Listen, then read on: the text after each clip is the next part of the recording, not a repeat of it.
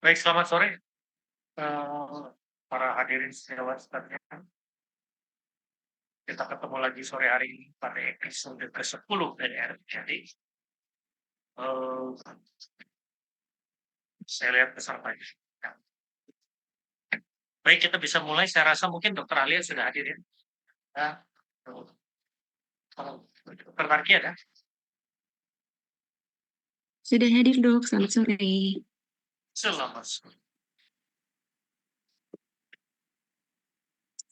Baik, saya persilakan nih. Kali ini pematerinya adalah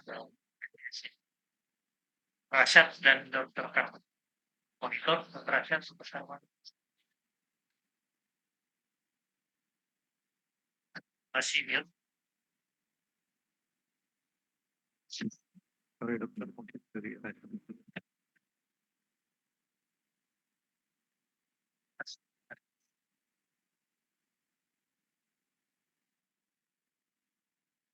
Aduh.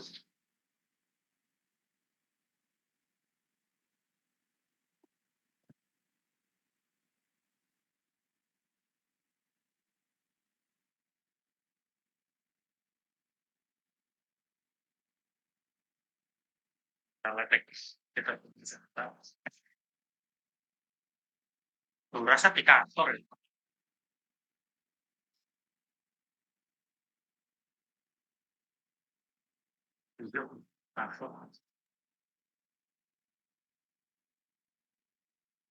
Dedikasinya tinggi, Dok, minggu-minggu ke kantor kayaknya. Kita langsung pun.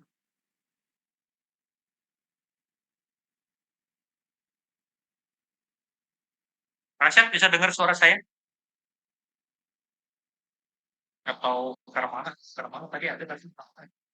Masih ada. Karmana masih di mute?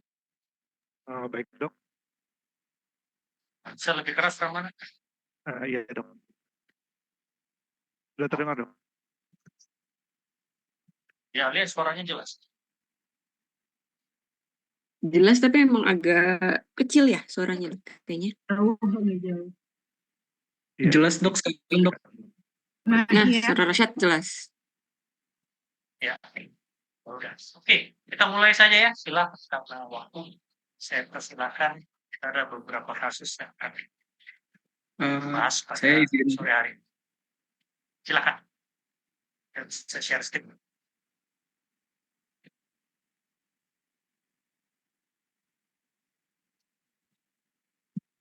Izin dokter, apakah sudah terlihat di layar PowerPoint dok?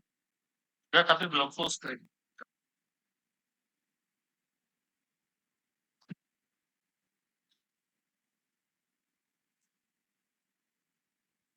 Izin dokter, apakah sudah terlihat di layar PowerPoint-nya? Sudah. Sudah. Oke, baik.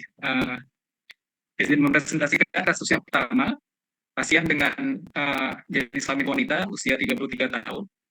Pasien dengan keluhan nyeri punggung bawah dan kedua paha sejak 6 bulan sebelum berobat. Pasien juga memiliki riwayat penyakit terdahulu berupa CKD on HD sejak 6 tahun lalu dan juga CHF. Pemeriksaan radiografi yang dilakukan adalah bone survey. Berikut tampilannya. Pada pemeriksaan bone survey yang dilakukan pada pasien ini pada tanggal 21 Juni 2024, terlihat multiple lesi osteolitik yang berbatas tegas dengan zona transisi sempit di tulang-tulang kalvaria yang melibatkan seluruh tulang kalvaria yang tervisualisasi optimal.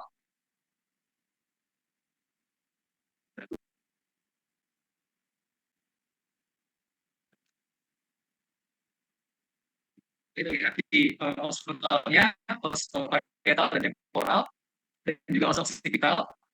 Dan selain osteolitik tersebut, juga restorsi dari lamina dura gigi-gigi yang tervisualisasi, baik gigi yang atas maupun gigi-gigi yang sisi bawah. Lalu pada di sini terlihat pasien mengalami kardiomegali sesuai dengan klinis yang dialami pasien, yaitu CKD dan CHF sejak 6 tahun lalu.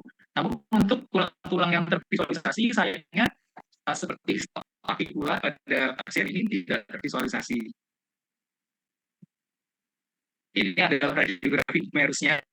Terlihat di proximal humerus kanan dan kiri ada klasifikasi di proyeksi tendon rotator cuff. Lalu pada distal humerus kiri terlihat pula klasifikasi yang berbentuk irregular dan pola tubular. Ini sesuai dengan klinis pasien, yaitu terpasang stimino di lengan kiri pasien. Ini adalah foto vertebra torakalnya.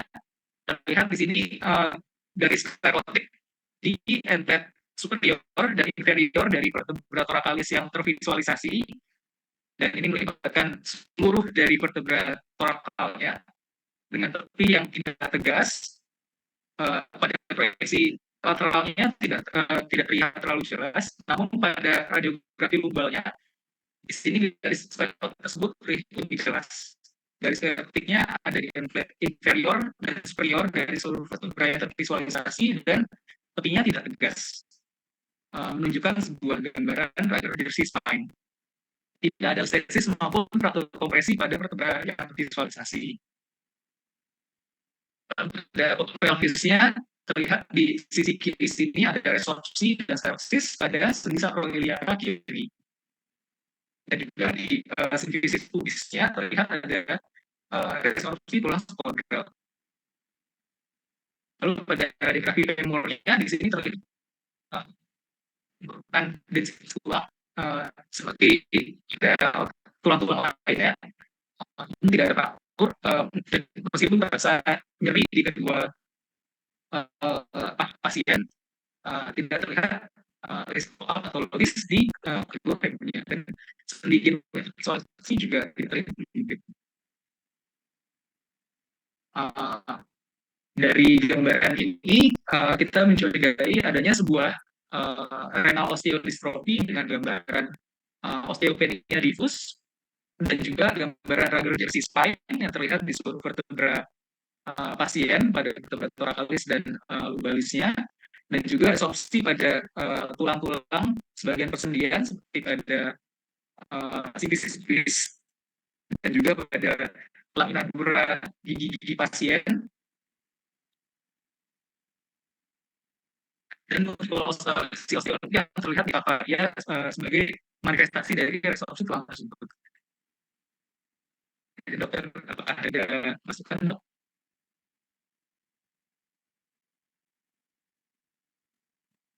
Silakan dokter Alia, mungkin ada pendapatnya. Oke, tadi pasiennya usianya berapa ya, Dokter Rashid? Usianya klinisnya apa ya? dokter Berapa? 33 tahun. 33 tahun. Klinisnya? Klinisnya keluhan utamanya dengan nyeri pada punggung bawah dan juga kedua paha, dengan riwayat CKD 6 tahun, dan dicurigai ada hiperparatiroidisme. Oke. Dari foto bone survey sih yang jelas kalau kita lihat secara keseluruhan itu densitas tulangnya menurun diffus. Untuk pasien yang masih berusia 33 tahun tentunya ini tidak normal ya, karena densitas tulangnya harusnya masih baik-baik aja. Pasiennya bukan pasien lanjut usia. Jadi kalau kita lihat ada penurunan densitas tulang yang diffus melibatkan hampir seluruh tulang, kita mesti curiga ini apakah ada sesuatu metabolic bone disease. Dan pasien ini memang secara klinis pun ada riwayat ke arah sana ya, ada CKD juga yang sudah menahun, dan memang ada kecurigaan ke arah hiperparatiroidism. Oke, jadi dari bone survey mungkin dia mau melihat apakah betul nih ada tanda metabolic bone disease yang mengarah pada kondisi CKD itu, seperti misalnya ada resorpsi dari lokasi-lokasi entesis, biasanya itu kan paling sering di distal clavicula, di simfisis pubis, di sendi sakroiliaka, maupun juga tadi sempat disebutkan juga sudah ada resorpsi di lamina dura ya. Kalau kita lihat dari foto kranium ini dari AP dan lateral, lamina dura itu adalah garis sklerotik yang harusnya ada tipis mengelilingi akar gigi. Nah, pada pasien ini kan kita nggak bisa lihat ya garis sklerotik itu atau lamina dura itu. Jadi kemungkinan sudah terjadi resorpsi juga pada daerah tersebut. Dan mungkin yang harus kita lihat juga apakah ada lesi-lesi penyerta lainnya seperti misalnya brown tumor, atau osteolisis dan lain sebagainya. Tadi bone survey-nya kalau nggak salah nggak ada manus atau radiografi manus ada nggak ya? Si manusia di pasien ini nggak dikerjakan. Dikerjakan ya. Oke, karena sebenarnya itu juga banyak ya tanda-tanda yang bisa kita lihat kalau dari radiografi manus, apalagi dia keluhannya memang nyerinya di tangan ya tadi katanya. Nyerinya di punggung bawah sama di kedua paha. Oke, kalau gitu. Kalau dari foto-foto yang ditampilkan tadi sih memang yang jelas memang ada penurunan densitas tulang difus, terus sudah ada resorpsi juga tadi untuk yang di permukaan artikular sendi sakroiliaka bilateralnya dan simfisis pubis, ya ini mendukung ke arah metabolic bone disease. Dengan melihat klinisnya memang pasien ada CKD, ya kemungkinan adalah suatu renal osteodystrophy. Pun ada gambar Rager jersey spine tadi ya, yang merupakan patok mnemonik atau gambaran khas untuk renal osteodystrophy. Kalau dari dokter Tarki mungkin ada tambahan nggak dok? Ya, paling gitu ya dokter Alia. Kalau lihat dari pelvisnya tadi, kan di daerah-daerah ventrasisnya juga ya, kita bisa lihat.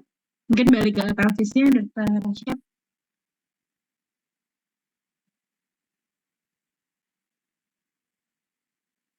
Yes, ya. Oke, kalau kita lihat kan di daerah yang yang di ini ya, di daerah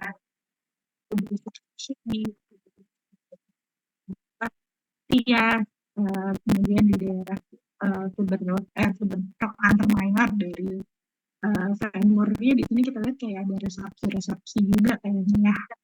Jadi mendukung arah suatu metabolic bone disease. Ya paling ya gitu ya, garis bawahnya kalau misalnya kita mencari resepsi maka nggak cuma di tulang panjangnya saja, tapi di kita lihat juga di daerah-daerah spesifiknya ya. Jadi nggak cuma Rager jersey-nya dilihat atau di daerah tadi daerah kepalanya ya, tapi juga di daerah spesifiknya.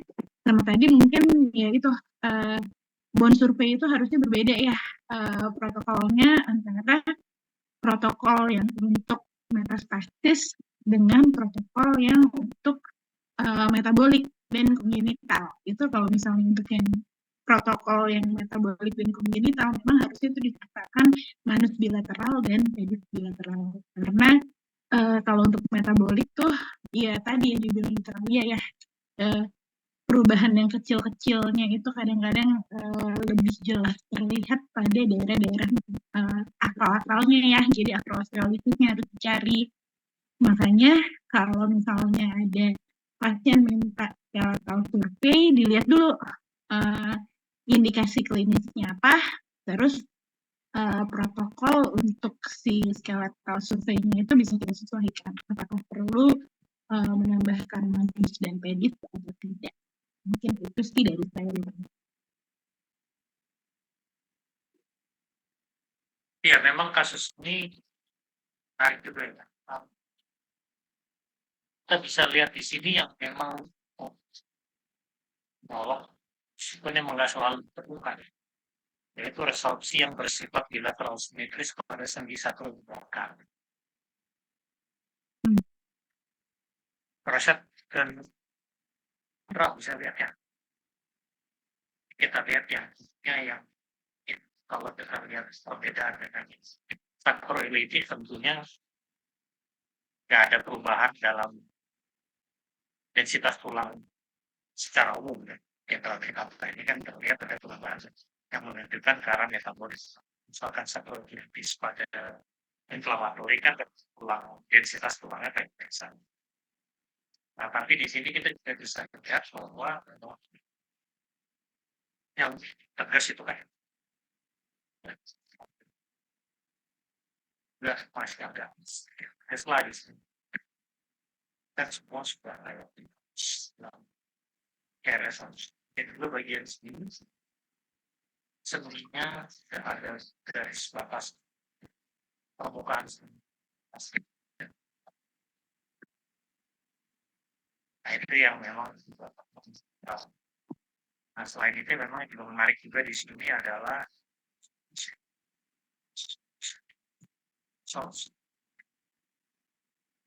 konteks ini. Konteks itu harus bisa di normal. Kasus kita.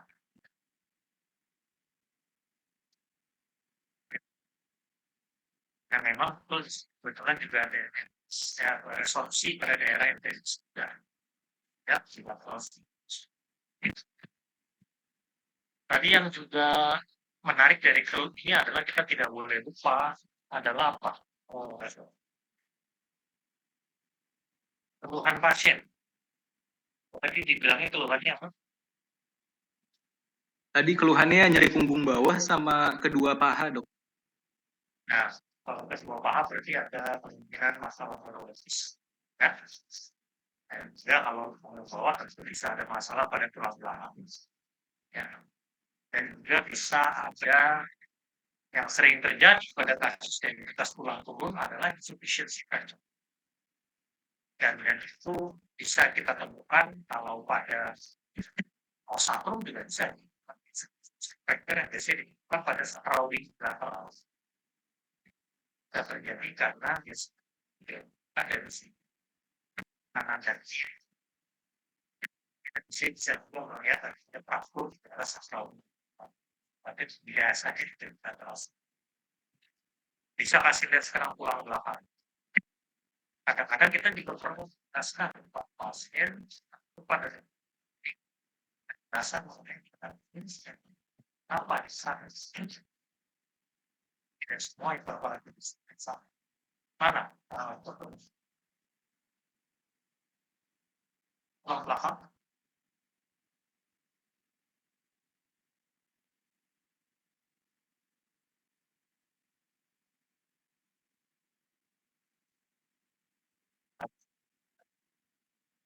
Yang pegang slide siapa? Nah, Agak freeze kayaknya, Tasya. Iya, maaf, Dok. Ini lagi ganti jaringan. ini kita lihat di sini raker jersey-nya jelas ya antara bagian. Kalau kita lihat, itu memang tidak terjadi. Ini yang agak menarik bagian ini.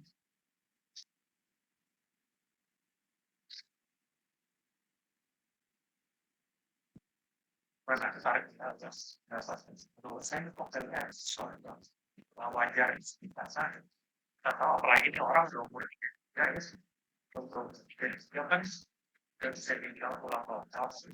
Tapi pada salah hubungan dari satu selain yang perlu ini ada yang Dok, suaranya kayaknya agak bergema ya, Dok. Agak jauh gitu, Dok. suara saya. Iya. Iya. Ini dari tadi juga saya agak ini yang di daerah sini. Kira-kira fraktur.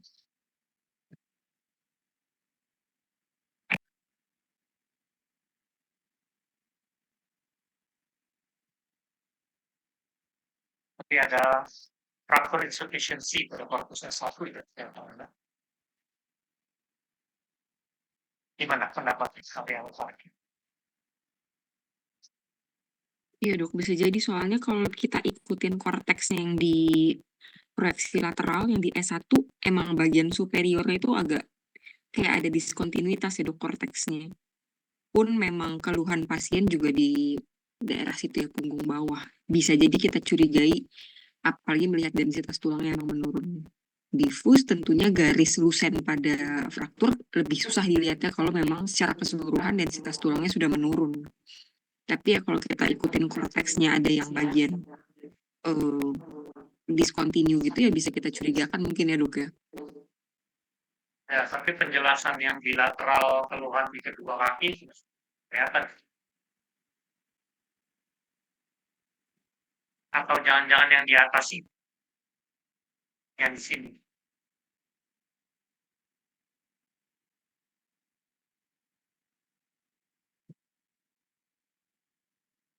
Ini kelihatannya kompresi deh.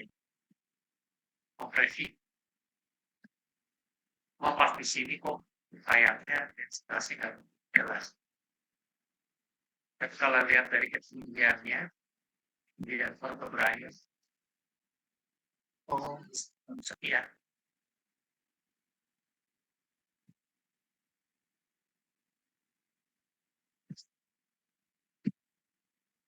Mungkin kira-kira pendapat dari saya, kalau kita ketemu kasus metabolisis, tentu jangan berhenti pada diagnosis metabolisisnya, tetapi juga karena ini pasien keluarga dari komplikasi dari metabolitis, misalnya deficiency.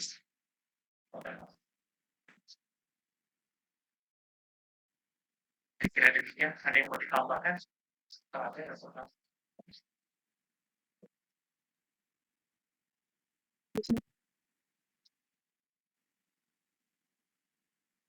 Oke, kalau enggak, lanjut kasus berikut.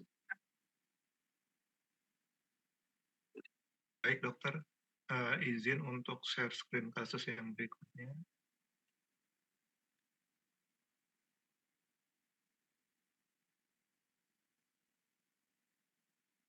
Baik, apakah sudah terlihat dok share screen-nya dok? Baik, ini pasien perempuan usia 37 tahun. Dia dengan nyeri lutut sejak 3 hari, kemudian semakin terasa nyeri apabila beraktivitas. Pasien dari riwayat SLE sejak tahun 2007 dan minum terapi imunosupresan dan juga methylprednisolone 2 kali 4 mg. Ini untuk fotonya, ada foto genu, radiografi genu kanan di tanggal 5 Juli 2024. Di sini proyeksi AP dan lateral terlihat untuk alignment tulangnya masih anatomis. Kemudian di sini terlihat ada defek di subchondral medial femur kanan dengan adanya fragmen tulang di regio subchondral ini. Terus kemudian juga di sini terlihat adanya di bagian femurnya yang tervisualisasi di tampak adanya lesi sklerotik bentuknya serpiginosa. Kemudian di posisi lateral juga terlihat di distal epimetadiaphysis femur kanan. Kemudian di sini terlihat juga adanya formasi osteofit di condylus medial lateral femur, kemudian medial lateral tibia, juga di perisi lateral ini di apek dan basis dari patella, dengan disertai penyempitan dari celah sendi medial dan lateral dari femorotibial, dan juga di sini adalah penyempitan dari celah sendi femoropatella. Untuk jaringan lunak, mungkin di sini kesan ya sedikit suram. Saya kurang yakin sih untuk yang di Hofasvet-nya. Jadi ini untuk gambaran ini dapat dikesankan sebagai tadi yang defek di subchondral medial femur kanan dengan adanya fragmen tulang ini dapat sesuai gambaran osteonekrosis. Kemudian untuk yang lesi litik serpiginosa, lesi sklerotik maksud saya, di distal epimetadiaphysis femur kanan ini dapat sesuai gambaran bone infarct. Lalu adanya untuk genunya sendiri ada degenerasi trikompartemental dari genu kanan. Mungkin itu dokter yang bisa saya sampaikan dari gambar ini. Mohon masukannya dok. Seperti yang dokter ya.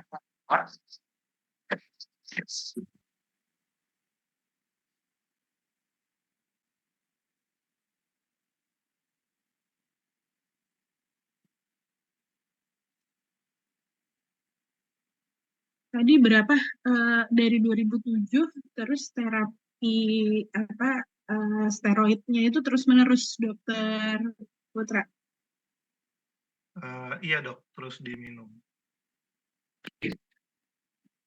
Oh. Cuma biasanya kalau nyeri sih.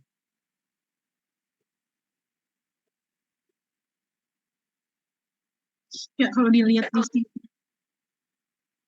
kalau dilihat di sini memang nih gambaran degeneratif ada ya. Kalau misalnya kita cari gambaran yang apa erosive arthritis, kemudian juga apa maupun yang non erosive deforming arthritis yang bisa ditemukan pada SLE itu kita nggak ketemu ya. Tapi memang di sini kayaknya justru ada komplikasi terapi gitu, ya, gitu.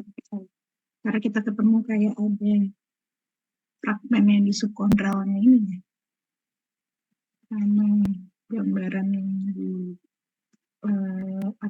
ini kalau kita lihat yang di kondalnya ini kan juga kondal yang medial memang jelas ya kelihatan kayak ada fragmen di situ dan seksi di sekitarnya. Nah ini kalau nih juga kayaknya sudah absensi di subkondral dari ininya ya, dari lateral kondal femurnya. Kemudian juga bisa kita temukan adanya yang tadi yang dibilang kayak ada gambaran sklerotiknya yang di femur itu. Ini kira-kira gimana nih kayak kita berhadapan kayaknya di sini dengan ada proses degeneratif, tapi ada juga osteonekrosis yang sebenarnya masih mungkin juga karena terkait dengan degenerasi. Kok bisa kita bilang sebagai osteokondritis dissekans kira? Osteokondritis dissekans yang di itunya ya, yang di kondalnya ya. Iya. Osteokondritis dissekans pada usia begini apa enggak disebut itu ya? Osteonekrosis aja ya? Ya dok, sebenarnya payung besarnya lebih ke osteokondral defect atau osteokondral acute ya. Dan itu penyebabnya bisa macam-macam, bisa osteokondritis dissekan, bisa osteokondral fracture, bisa tadi itu bisa subchondral insufficiency fracture dan lain sebagainya.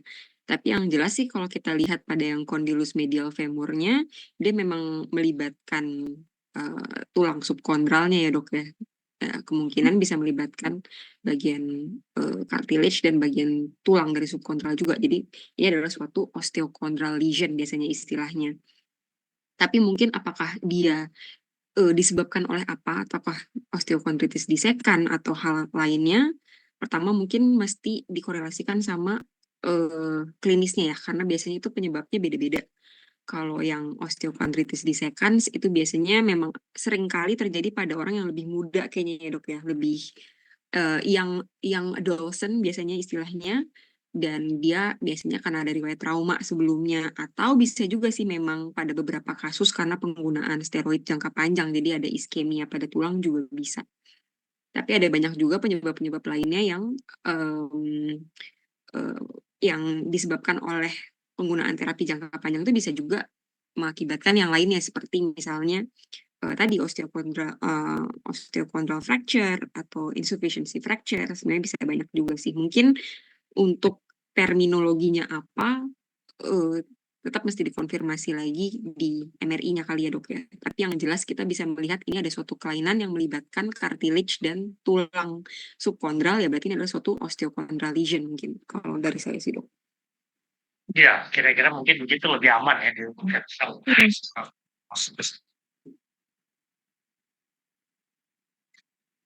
Gimana untuk Pak? Ya.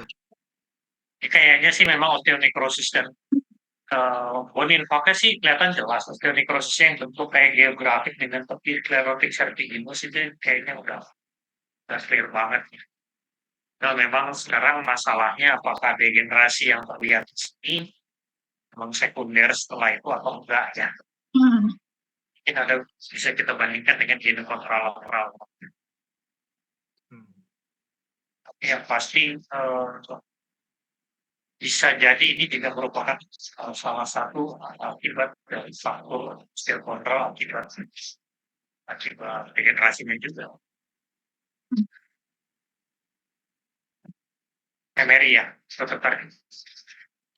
Kayaknya sih memang harus itu ya, kita membuktikan ininya ada osteonekrosis atau enggak, karena nih kalau lihat dari sini kayaknya memang superimpose ya antara dia karena osteochondral lesionnya karena proses degeneratif yang cukup prominen ya kalau lihat di sini. Kayaknya kalau mau dibilang degenerasi sekunder juga kok cukup prominen ya formasi osteofitnya kalau kita lihat di sini. Terus tapi kan memang osteochondritis dissecans itu kan salah satu faktor risikonya adalah osteonekrosis ya. Maka kalau kayak gini kayaknya udah susah nih kita membedakan apakah dia memang karena osteonekrosis yang mungkin karena komplikasi akibat terapinya atau disebabkan karena proses degeneratifnya nih. Gimana nih Dr. Marcel, Dr. Alia? Soalnya untuk ukuran 37 tahun juga tulangnya densitasnya ini nih. Menurun banget ya, Dok? Iya. Terus ini karena steroid jangka panjang kan juga bisa. Bisa. Itu bisa banget. Apalagi kita lihat memang di tulang panjangnya di epimetadiaphysis distalnya juga sudah ada gambaran osteonekrosis juga, tidak menutup kemungkinan yang di subkondralnya juga suatu proses yang sama ya dok ya, kemungkinan bisa jadi itu bagian dari osteonekrosisnya juga yang terjadi pada tulang subkondral. Ya. Tapi karena degenerasi juga nggak bisa dipungkiri. Dari AP soft tissue-nya kelihatannya ada problem meniscus juga. Nah, kelihatannya daerah medial ojol. Yang di sini kelihatan ketika menonjol. Ya kan bisa jadi meniskusnya merotot keluar. Kadang ada vakum fenomen juga lagi yang medial. Sensi. Dan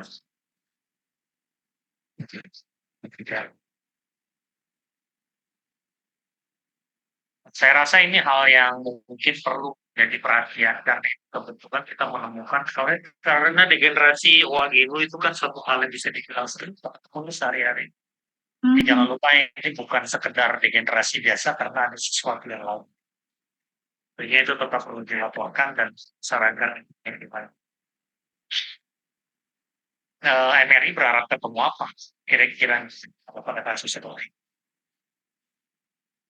Mungkin kalau pada kasus osteonekrosis kita bisa lihat gambaran double line sign atau daerah yang hiperintens linear serpiginosa di daerah subkondral itu, namun intensitas bone marrow pada fragmen tulangnya masih terjaga biasanya kalau pada osteonekrosis ya dok, kalau yang tahap-tahap awal. Atau misalnya kita juga bisa lihat apakah di daerah yang lusen itu ada akumulasi cairan, ada istilahnya cleft sign, itu menandakan juga apakah fragmen tulangnya ini stable atau unstable, karena buat klinisi itu juga penting untuk tahu stabilitas dari fragmen tulangnya. Dan kita juga, ya? Iya betul dok. Dan kita bisa lihat juga tanda-tanda degeneratif lainnya, apakah betul memang daerah situ cartilage-nya bagaimana. Kalau memang misalnya cartilage-nya udah defect, terus subchondral marrow edemanya juga lokalisasi di daerah situ, berarti kemungkinan osteochondral lesion-nya disebabkan oleh proses degeneratif. Tapi biasanya kalau karena insufficiency, tentunya itu bone marrow edemanya jauh lebih luas daripada kelainan pada tulang subchondralnya. Biasanya dia bisa melibatkan satu kondilus atau bahkan sampai ke kondilus sisi satunya lagi gitu dok. Kadang kita bisa lihat dari bone marrow edemanya. Tapi secara foto polos sebenarnya kan osteonekrosis udah nggak terbantahkan. Kita mau MRI juga sebenarnya mau lihat apa yang osteonekrosis di epimetadiaphysis itu. Dan yang kedua, kalau kita mau evaluasi dari fragmentasi kondilus medialnya, oke juga untuk melihat adanya cleft sign tadi ya, yang ada cairan di antara fragmen itu dengan tulang. Di fragmen itu sendiri kita delete kayaknya non-viable karena udah sklerotik semua. Yang udah kolaps. Harusnya sih udah non-viable. Dan yang ketiga, kalau kita mau memikirkan mengenai integritas cartilago, dengan penyempitan jelas ini dan ada vakum fenomenis itu udah jelas cartilage paling pun MRI bisa menjelaskan kemungkinan kelainan lain yaitu meniskus-meniskusnya barangkali, diameternya barangkali. Tapi yang memang agak terpikir buat saya ini yang di kondilus lateral itu ada radius. Nah itu jangan-jangan itunya juga nggak sih? bagian dari Apa? osteochondral lesion, bagian dari osteochondral lesion-nya juga nggak sih? Kalau emang ada underlying factor dari osteonecrosis, jadi di medial kenapa tidak terjadi di lateral ya? Tapi mungkin yang di lateral itu belum sampai fragmentasi dan belum sampai Iya. kolaps seperti yang ya. Mungkin saya rasa memang MRI tetap perlu tentunya untuk melihat struktur internal sendi yang lain seperti meniscus, ligamen dan lain-lain, dan juga mengklarifikasi kemungkinan list osteokondral juga di kondus lateral permealis. Oke. Ada lagi yang mau ditambahkan? Untuk sejawat sekalian yang menyaksikan dari tempat masing-masing, apabila ada yang tanyakan atau didiskusikan terkait kasus yang dibahas ini, silakan tuliskan saja di chat room-nya. Kita lanjut, kita lihat. Mari. Izin stop share ke Rashad. Ya, silakan. Kasus berikut.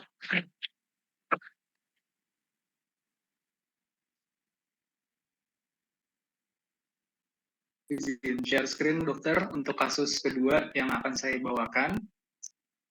3. Kasus ketiga berarti dari total yang dibawakan hari ini. Izin ini laki-laki 56 tahun dengan keluhan nyeri dan lemah pada tangan kiri dan kesemutan sejak 5 bulan lalu. Dengan mekanisme awalnya adalah jatuh dari motor dan menopang pada tangan kiri. Pasien setelah jatuh dari motor itu dilakukan pemasangan gips selama 3 minggu dan pasca pemasangan gips nyeri pada tangan kiri pasien berkurang, namun masih suka terasa kesemutan dan lemas apabila tangan kirinya digunakan untuk beraktivitas. Berikut radiografi yang dilakukan pada tanggal 23 Februari, ini pada awal kejadian, sekitar 5 hari setelah kejadian, terlihat fraktur pada epifisis distal os radius dengan pergeseran fragmen fraktur ke arah lateral atau ke arah radial, dan tampak pula fraktur pada prosesus styloid ulna dengan pergeseran minimal kesan sebuah fraktur avulsi pada prosesus styloid ulna. Dan pada tulang-tulang karpal di sini terlihat os scaphoidnya tampak rotasi membentuk gambaran signet ring.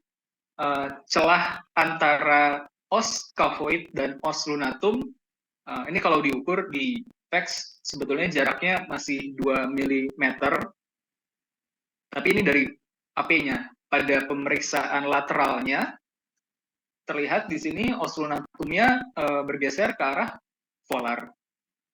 Lalu pasien dilakukan gips, dilakukan pemasangan gips, dan ini adalah radiografi yang diambil setelah gips. Kita bahas yang tadi. Balik lagi. Ya, oke. Dan terasa terminologi yang mesti diperhatikan ya. Kalau kita membahas lagi naik faktor apa tadi? Epifisis distal radiusnya. Iya dok. Ya. Nah ini yang juga harus diperhatikan tentunya adalah dalam penilaian fraktur bukan hanya pergeseran fragmen, tapi keterlibatan. Dalam hal ini garis frakturnya mencapai permukaan. Nah, apalagi kalau memang kebetulan ada nama spesifik untuk bagian anatomik, yaitu styloid proses dari radius. Ya, radial styloid ya. Yang ini satu hal yang penting karena itu kalau kita function fracture, karena di sini juga banyak member ligamen dan hubungan dengan karpal. Nah, sementara yang dari melihat posisi dari posisi dari ulnanya, mana kita bisa melihat kontur dari kaput maupun styloid ulna seperti ini. Berarti ini adalah proyeksi PI, bukan AP ya. Pokoknya selama styloid itu ada di P, refer, maka itu P. Nah, Dan berdasarkan dari situ, kita bisa lihat fragmentasi itu, tapi juga kita melihat kelihatannya bukan di sisi yang tangensial. Tapi kita lihat di bagian sekitarnya kayak ada variation. Mungkin itu adalah asal dari fragmentasi. Tapi setidaknya kita sudah bisa menceritakan kalau di mana dia ada faktor skala itu, ada apa. Ada cedera TFCC. Betul, ada cedera dari ya. Nah, oke, tadi signature sign. Nah, untuk melihat tadi bilangnya masih normal atau setelah ini? Tadi jarak scafolunat intervalnya masih Scafolunatnya memang kalau mau diukur nih kelihatannya inkongruen karena yang satu adanya beda kemiringan itu. Tapi scafoidnya kalau kita hitung dan sepitunatum kalau kita lihat ini sebetulnya setara levelnya begini. Kayak tabrakan tulang. Kalau dari sini diukurnya di mana? Lebarnya ini. Sini diukur. Tapi kan ada bagian yang tabrakan. Jadi jangan bilang masih normal kalau sini masih normal. Kalau usah diukur pun kita dengan secara kualitatif kita dari ini ada alignment yang tidak dalam selain anatomis antara scaphoid pada scaphoid yang betul atau bentuknya yang masalah. Dan kebetulan pada kasusnya ada beberapa yang masalah. Ya, kita lihat lunatum ini bergeser ke arah polar, dok. polar. Ya. Mau dari mana polar?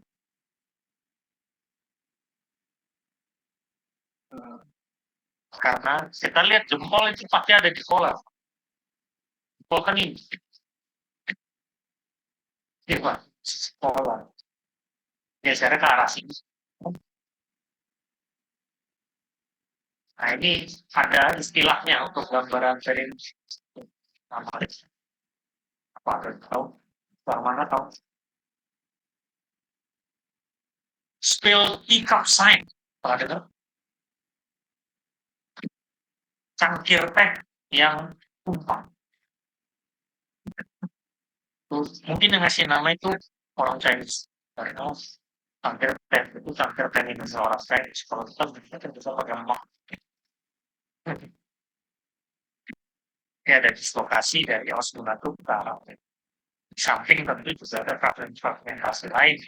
Terus juga ada fragmentasi juga. Yang nggak kelihatan dari sini. Silakan mohon komentar dari Australia dan Ya pun kalau kita lihat dari foto AP-nya lagi, tadi kayaknya yang rotasi nggak cuma scaphoid-nya aja ya. Betul, scaphoid-nya ada rotasi dengan gambaran signet ring sign yang di daerah sini. Tapi kalau kita lihat juga kayaknya bentuk dari os lunatumnya juga agak nggak normal nih, karena biasanya bentuk lunatum ada proyeksi PA itu kan harusnya kayak trapezoid gitu. Bentuknya tuh kayak jajaran genjang. Sementara kalau ini kita lihat kok bentuk lunatumnya kayak segitiga, kayak istilahnya apa ya, slice of pizza sign ya kalau nggak salah. Atau apa slice of cake atau slice of pizza sign gitu kalau nggak salah, Dok. Kayak piece of pie, ya betul piece Ini of cheese. kayak Apa sih? satu cake gitu. Iya, nah itu kan bentuk Orang Eropa kan makan pizza atau makan cake. Atau makan kue. Piece of pie, piece of cheese, atau pizza sign. Kalau makanan Indonesia segitiga apa? Kacang sign. Nasi uduk, Dok, yang di kayak nasi kucing. Oh iya, nasi kucing sign. Cat rice sign. Ya, jadi dari AP ini aja kita juga bisa lihat bahwa tulang-tulang Carpagea juga ada yang mengalami rotasi, nggak cuma dari scaphoidnya aja, tapi lunatumnya juga. Dan itu terkonfirmasi dari proyeksi lateralnya. Memang betul ternyata dari proyeksi lateralnya os lunatumnya itu bergeser ke sisi polar tadi ya. Nah itu juga ada istilahnya kan kalau misalnya untuk carpal instability itu ada yang lunate dislocation, ada yang perilunate dislocation. Kalau yang kasus ini sepertinya kita lihat capitatumnya masih satu alignment dengan radiusnya, hanya lunatumnya yang dia geser ke sisi polar. Jadi ini adalah suatu lunate dislocation ya dok. Dan Capitatum itu yang ini ya, kalau nggak salah ya. iya betul. Takutnya yang ini. Referensinya yang ini. Nah, capitatumnya garis masih lumayan lah radius. Itu maksudnya. Iya betul. Jadi ini apa namanya? Istilahnya. Very limited. Itu lunate dislocation. Lunate.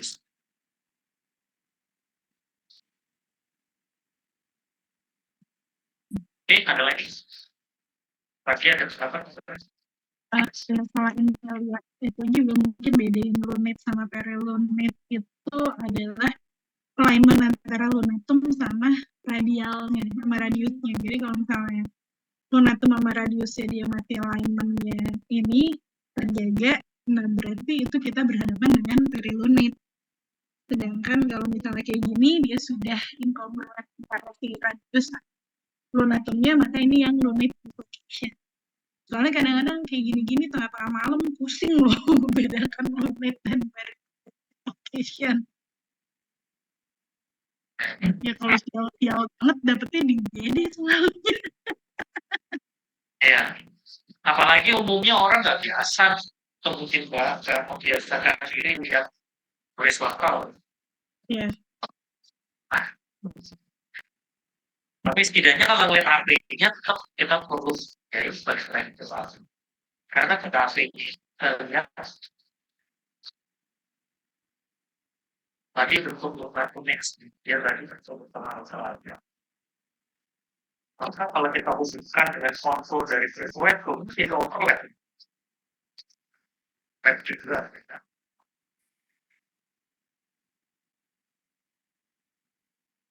Kan aneh harus tidak boleh ada masuk. Yang melakukan harusnya kan kita ini dan ini dan semuanya biasa semua, maka biasanya memang satu role dan konsepnya objek kelompok ini bisa semua.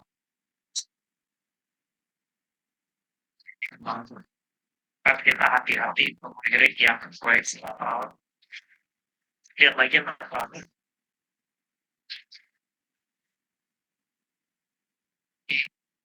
soalnya memang saya lihat tadi ya.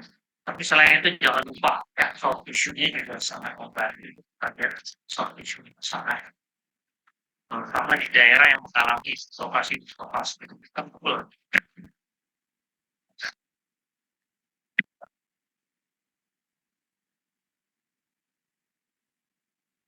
Oke, ada lagi yang mau ditambahkan?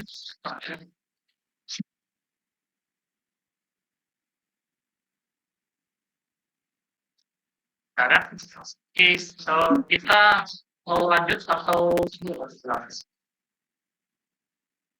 masih ada kasus kan? Jadi masih ada satu case lagi sih. Satu, kita mulai kita lihat aja. Baik, zoom share screen.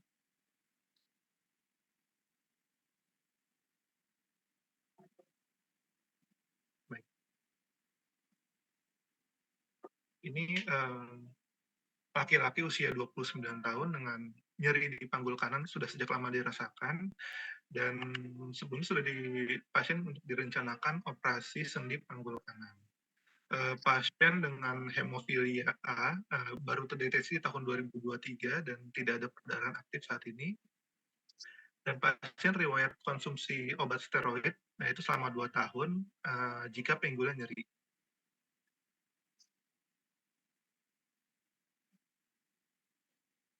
Nah, ini untuk radiografi pelvis yang pertama dikerjakan itu di tanggal 24 Mei 2023 dan juga datang ke sini kan tadi untuk direncanakan operasi ya. Jadi di sini pada radio pelvis AP di sini terlihat adanya deformitas dari acetabulumnya, terlihat menurut saya sedikit menipih dan juga dia kesan bergeser ke arah supermedial. Terlihat dari ilioischial lainnya agak berbeda dengan yang sebelah kiri. Lalu di sini juga ada tampak adanya penyempitan dari sendi femur acetabular kanan dengan dengan erosi subartikular, kemudian juga ada sklerosis subartikular juga pada sendi femur acetabular ini. Lalu di sini terlihat juga ada garis sklerotik, menurut saya ini bisa kesan sebagai fraktur di subkaput dari femur kanan. Untuk sendi-sendi yang lainnya masih baik, sacroiliaca, kemudian sendi kokse kiri dan juga simpis masih baik. Jadi ini saya kesankan sebagai gambaran inflammatory arthritis di hip kanan dengan ada OA sekunder juga. Lalu tadi ini gambaran deformitas dari acetabulum kanan dengan gambaran yang lebih ke dia lebih mengarah ke kaput femoral, lebih mengarah ke supermedial, mungkin bisa sesuai gambaran coxa profunda. Dan juga tadi ada garis di sini sklerotik, mungkin disuspekkan fraktur, dok. Lalu pasien datang lagi tanggal 12 Juli yang di bulan ini untuk direncanakan operasi, dilakukan foto radiografi femur kanan. Mungkin saya fokus ke sininya dulu ya. Terlihat di sini untuk gambar yang ditemukan dengan bulan Mei itu kurang lebih hampir sama. Di sini ada deformitas dari acetabulum, terus ada penyempitan dari sendi femur acetabular kanan dengan tepi-tepinya yang sklerotik dan juga ada erosi subartikular. Tadi masih ada gambaran garis sklerosik yang mengesankan menurut saya fraktur di subkaput femurnya ini. Lalu untuk di tulang femur kanan lainnya masih baik dan juga di daerah genonya juga kesan masih baik. Jadi saya kesankan sebagai gambaran inflammatory arthritis di hip kanan dengan ada gambaran OA sekunder, terus garis sklerotik yang mengesankan fraktur di subcapitellum dari femur kanan. Mungkin itu dokter. Mohon masukan dok. Permana kalau kesimpulan jangan diskusi lagi. Kesimpulan udah langsung ke poin kan. Yang inflammatory arthritis di kanan.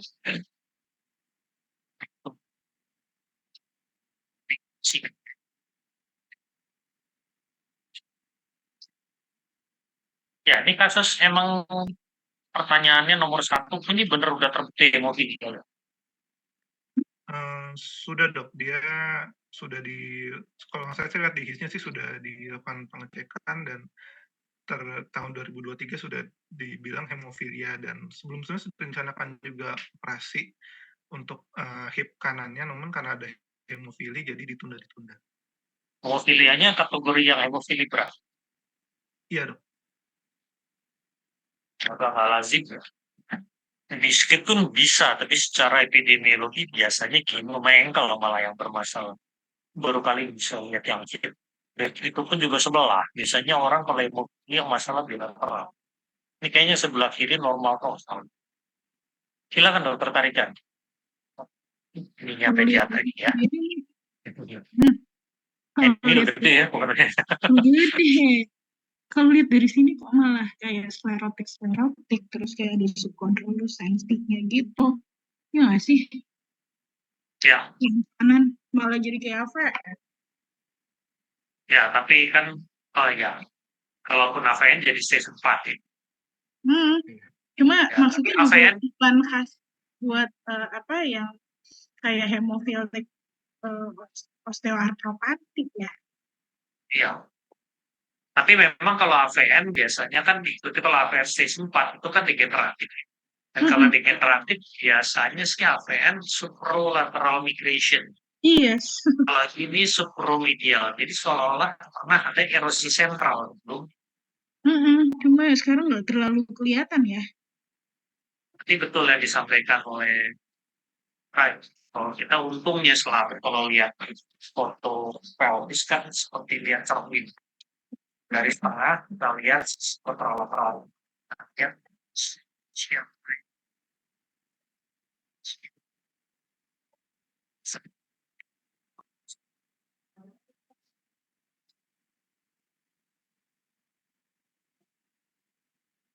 Ini istilahnya apa? Koksa? Koksa apa tadi? Profunda. Ya, koksa profunda. Itu ada definisinya. Tapi kalau kita dengar koksa-koksa tuh banyak kan. Koksa profunda, ada koksa para, ada koksa vaga, ada koksa apa, koksa magna, macam. Saya kadang-kadang apa itu. Gimana dokter Alia? Iya dok, benar sih kalau misalnya, untung pasiennya di foto pelvis juga ya, nggak cuma di foto femur aja, jadi kita bisa membandingkan sama sisi kontralateralnya juga. Kalau kita lihat memang itu garis ilioischial dan iliopectineal lain itu lebih cembung dibandingkan sisi yang kiri. Berarti kita bisa melihat ini mungkinan ada suatu masalah di acetabulumnya juga. Mungkin berarti ada erosi di acetabulumnya juga. Dan memang kalau kita lihat celah sendinya pun juga memang menyempit tapi secara uniform. Mungkin kan kalau kita lihat ini, oh problemnya adalah suatu artritis nih pada sendi panggul yang kanan. Untuk membedakan apakah dia degenerasi ataukah ini suatu inflammatory arthritis, kita lihat erosinya itu melibatkan keseluruhan permukaan sendi atau hanya di bagian yang titik weight bearing aja. Kalau misalnya dia degenerasi, kan biasanya di sisi superolateral terutama yang paling heboh. Sementara kalau misalnya inflammatory arthritis tentunya dia akan mengalami penyempitan secara uniform dan biasanya pun kalau migrasinya ke aksial.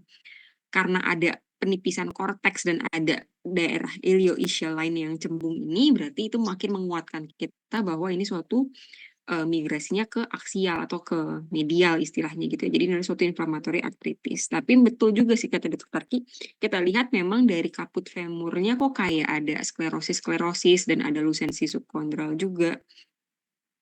Walaupun tapi belum ada kolaps kayaknya ya dok ya. Masih kontur dari kaput femurnya tuh masih bulat. Tidak ada gambaran yang kayak kolaps. Kalau udah dia kita anggap grade 4 kan harusnya kaput femurnya udah kolaps ya. Bentuknya udah nggak bulat lagi. Tapi memang pada kasus ini anehnya karena hanya monoartikular ya. Kalau inflammatory arthritis itu kan biasanya apalagi kalau kelainannya memang sistemik karena hemofili biasanya dia tentunya tidak hanya melibatkan satu sendi aja gitu ya dok. Pun Ya, kalau kita lihat sakroiliakanya juga kayaknya masih baik ya dok ya. Tidak ada tanda inflamatori juga gitu di situ.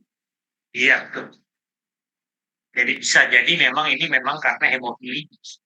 Karena hemofili itu biar bagaimanapun itu merupakan kalau melihat patogenesisnya dia kombinasi atau gabungan antara inflamatori dan degenerasi.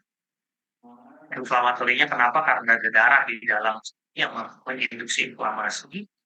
Degenerasi timbul karena penyakit ini lifelong.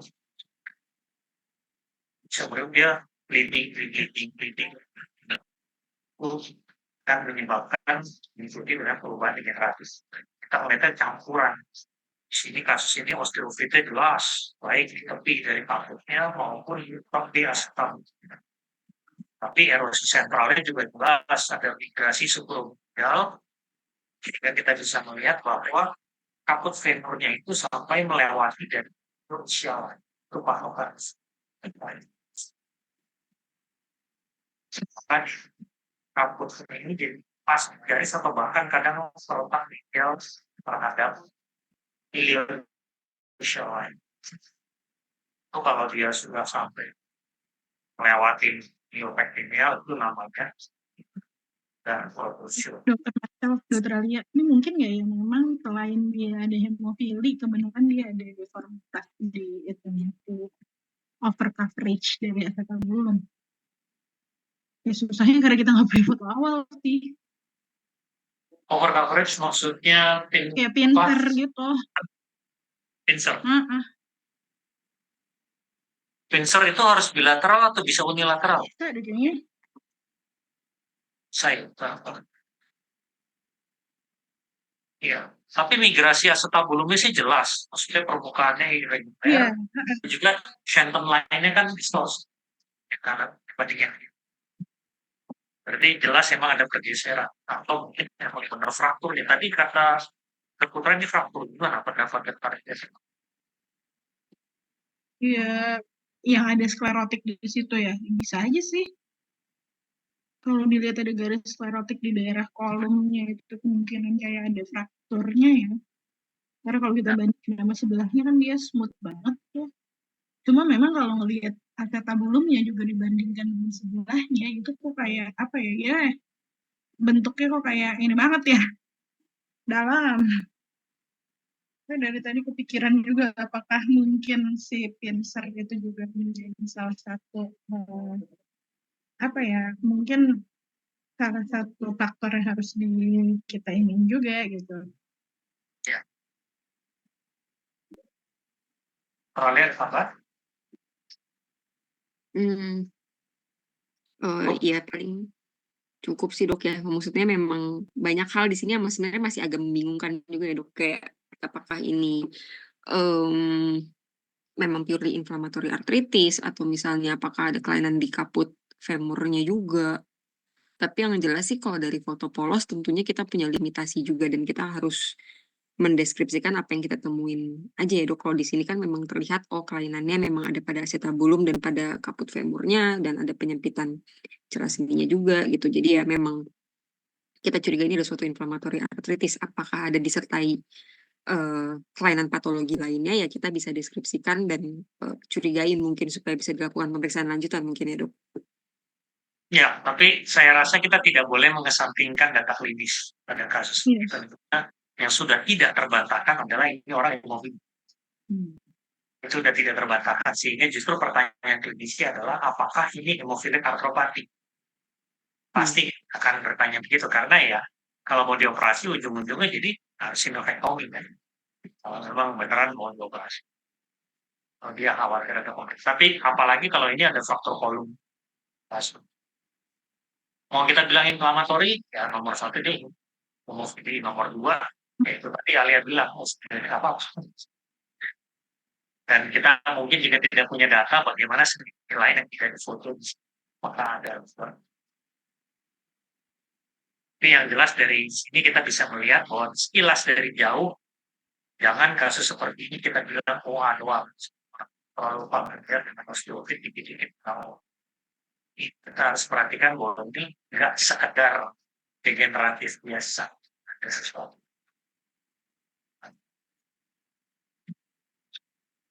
Demikian saya rasa mungkin karena waktu sudah 1 jam, kita akhiri pertemuan kita bincang-bincang sore hari ini. Terima kasih atas partisipasinya Dr. Asyad dan Dr. Prak. Pembangsik yang berbeda. Saya bagi-bagi pengetahuan bersiul-siul. Kita akan mungkin bertemu lagi pada R3D bulan depan, yaitu tanggal berapa? Nama berikutnya. Salah tanggal 20 Agustus. 20 Agustus itu. Akan ada studium general pada saat new moon, yaitu 4 Agustus hari itu. Tetapi kelihatannya studium general pada bulan Agustus itu sudah berubah format menjadi tertutup. Nanti akan ada pengumuman belakangan mengenai itu, di mana studium general itu hanya bisa diakses oleh PPDS Radiologi Onkologi atau oleh anggota member Jakpus. Bapak dan bagaimana mengenai member Jakpus itu silakan tunggu pengumuman ya. yang akan beredar dalam waktu dekat untuk registrasi member Jakarta Musculoskeletal Course. Demikian kira-kira bisa saya sampaikan. Terima kasih Dr. Karika dan Dr. Anwar atas kehadiran kita pada R3 di bulan depan tanggal 20. Terima kasih, selamat malam. Terima kasih. Selamat malam, terima kasih. Selamat Terima kasih Rasyad dan Bang Putra. Dokter. Terima kasih ya Rasyad Putra. Dokter.